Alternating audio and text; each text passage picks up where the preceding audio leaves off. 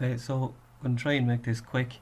Um, so we'll see we'll see how that goes.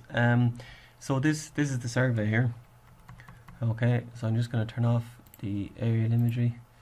And basically what we want to do is we want to get this 3D CAD file ready for the creation of our ground model. Okay, and what I mean by that is we need to just remove anything from this drawing that isn't going to form part of the ground model, like for example overhead wires. Okay, there might be tops of walls, there could be help points or kind of information points that the surveyor has recorded that we don't need to include. You've got eaves, overhangs, stuff that doesn't form part of the ground model. Okay, there may also be errors in the survey that we need to sort of weed out as well. Okay, so what I'm going to do is just show a few things, and basically after that, once you've kind of seen a few of the different types of things to look out for, then it's just repetitive after that. So what we'll do is we'll just show those, and then I'll skip through to the creation of the ground model. Okay, so first thing then is I would generally say just get rid of hatches. Okay, so they're typically not of any use to us for creating the ground models. So they don't have a level or anything like that.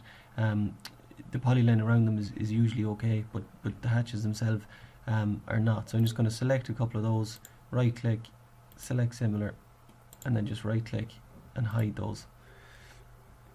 Okay, so over here then, this hedge line, okay, it's a polyline. It has one elevation, you know, whereas there would be different elevations the whole way around, so that's kind of not much use to us in terms of creating the ground model either. It'd be better if it was a 3D polyline, but that's no problem. There's plenty of survey points around there, so I'm just going to right click, select similar. Actually what I'll do is I'll just freeze that layer instead. Okay, there's also contours here, which I'm going to freeze as well. Contour major and then contour minor. So just looking at the layer names, we're going to get the software here to create our own contours for us. Okay, so over here then we've got things like the parapet levels, eaves, overhang. Okay, I'm just going to freeze off the text for those as well. So just basically working through, and I think that's an overhang as well. It is, yeah, overhang. So just going to freeze that off as well.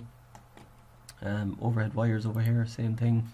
Okay, and basically just working through each of the features and layers that you see, and just turning off or freezing any layers that for features that don't form part of the ground model. Okay. The other sort of stuff then we're looking for are things like these points here. When we look at this, we see a point, okay, but it's actually a block. Okay, it seems pedantic, but when you go to add these into the ground model, the software is going to be looking for blocks. So if you say I'm adding points and you select them, it won't see them. It's looking for blocks. So you need to be just careful about that. The points when in the 3D CAD drawing format are usually blocks. Okay, so what we also want to check then is that they have a Z value. Okay, so that the blocks have a Z value. Now, you're not going to want to go around every block and, you know, check the Z value. So probably a quick way of doing that is using the quick select here. And we'll say look for blocks that have a position Z less than, we'll say 1. Okay, so less than 1 because sometimes they might have a value of 0 and sometimes it might be minus 9,999. So I'm just going to say all blocks, select all blocks with a value Z value less than 1. Okay, and there's one selected, which is this one here. So if I look at that, yeah, it's coming up with a Z value of 0. It should be 13.33. So you can choose to just hide it or delete it, or you can change the Z value if the text value is there beside it. We can be fairly safe, I'd say, in assuming that is the level of it. Okay, you can also do the same type of thing with the 3D polylines. Okay, vertex Z less than 1. Okay, so it's picked up a bunch of them, 23 of them. And we see them here. So again, they're not of any use to us. Okay, they're not critical features either. So they're just the ramps. So what we can do is just right click and hide selected objects. Okay, you'll see that most of the features are 3D polylines. So if I click on this here, yellow line dashed, it's a 3D polyline, and ideally it would be great if all the features, all the string features or linear features were 3D polylines, but some of the ones over here are lines, okay, and that's fine as long as they have a start Z and an end Z that makes sense, okay. And what I mean by that is that you know, compared to the levels around them, the levels look sensible, okay. So we should also check to see if there's any lines with a start Z less than, we'll say 1, and we should also do this separately afterwards for the end Z, okay. No selection, so that's good.